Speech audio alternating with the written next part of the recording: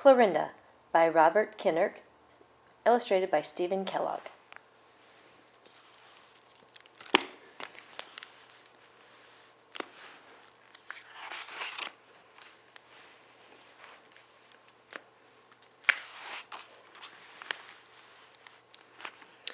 A cow named Clorinda, whose farm was remote, would drive into town each November to vote.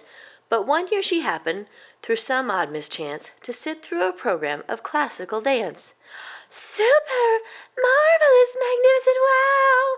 I'd like to try that myself," said the cow.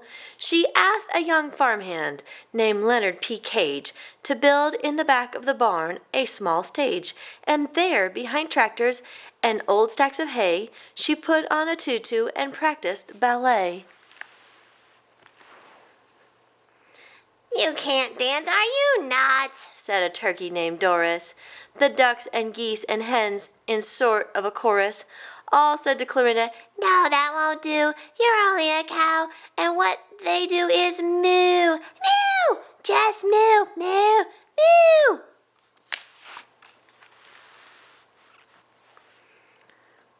"Those critics," scoffed Len. "Just tell them moo-poo. A person can't know what it is she can do. Be bold and imaginative and shoot for the sky. If it's dance then you love, then it's dance you should try." "Yes!" cried Clorinda, and then for long days she practiced her leaps and she practiced jetés. At last she told Len, "Well, the next step is clear. I'm off to New York. I must start my career." "I'll help," exclaimed Len. "Here's some cash for the flight." "Thank you," she said, and she took off that night. Brilliant Manhattan. She felt her heart pound. She rented a walk-up and then went around with other young hopefuls who lined up each day in search of a place in a corps de ballet. They lined up and lined up and lined up each day in search of a place in a corps de ballet. Brutal Manhattan. She felt her heart throb. She looked at her checkbook, then looked for a job.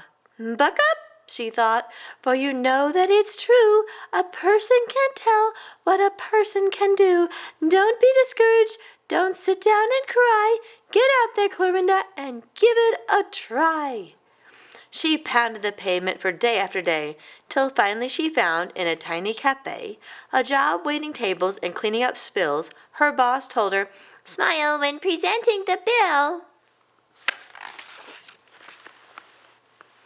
"Keep smiling," she thought, "as you search for the chance." "No." "To prove to the world that you really can dance." "No." "Keep smiling," she sobbed, "as you constantly hear. We simply aren't carrying cows now, my dear." Poor Len was distressed when he read in her letter, "Life can't get worse, it can only get better."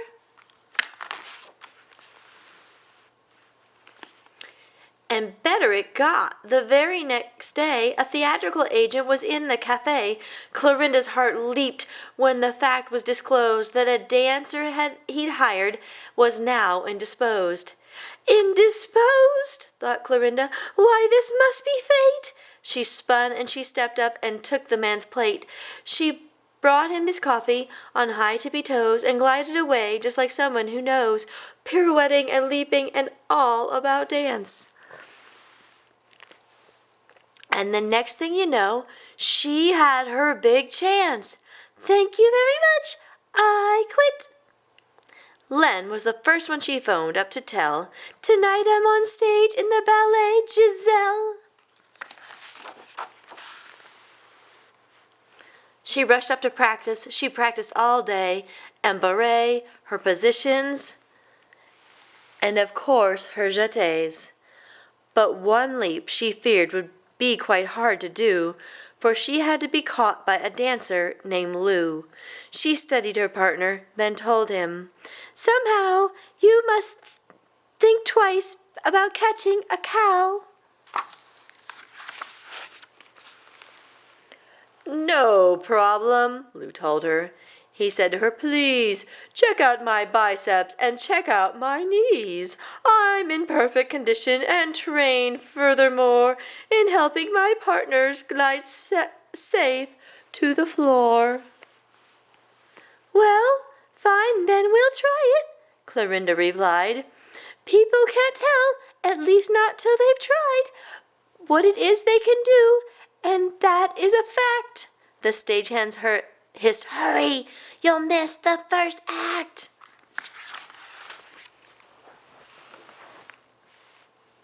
Sparkling and swirling, the dancers took flight, the music, the costumes, the dazzling lights.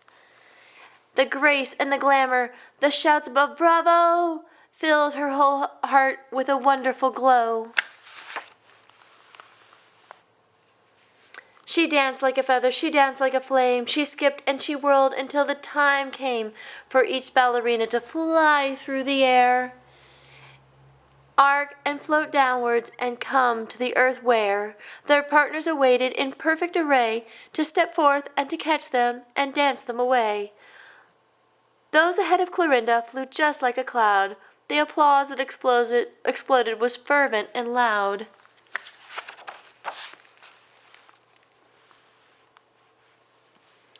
"Here goes," said Clorinda, her heart in her throat. She galloped towards Lou, then sprang upward to float, to fly like a bird, as butterflies do.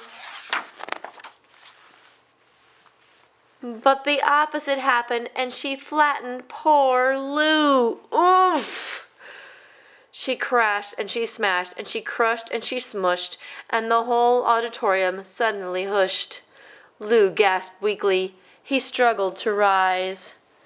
Clorinda was stunned. There were tears in her eyes. She wished that the stage would just open up wide so she could be swallowed and hidden inside. "Oof," moaned Clorinda. She straightened a strap.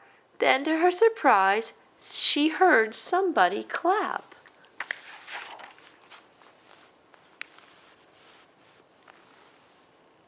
One person started, then row after row was clapping and cheering and shouting, "Bravo!" "Why are they clapping for us?" the cow said.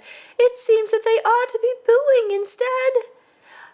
"Oh, no," Lou said. "In no way. They all understand that we blew it. But hey, they're cheering, they're shouting, they're clapping their hands. They're doing all this because each understands. The thing most important is making a try. You can't always triumph. You can't always fly. We give it our best, but there's bound to be misses. Now let's take a bow and let's blow them some kisses." Which they did. Then she told him, "You're kind, but it's clear it's time that I looked for a different career." Hugs were exchanged with the cast and the crew. Clorinda called home, and that night she flew back to the farm and to Leonard P. Cage.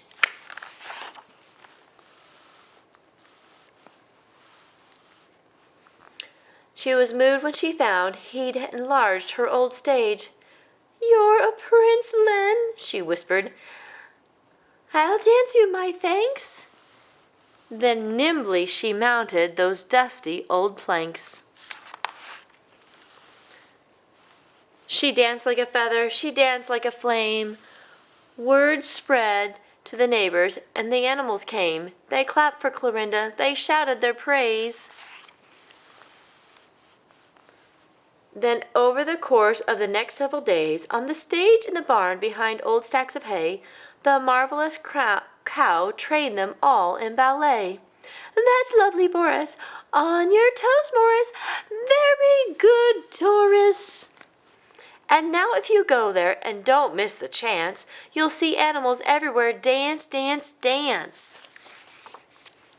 The end.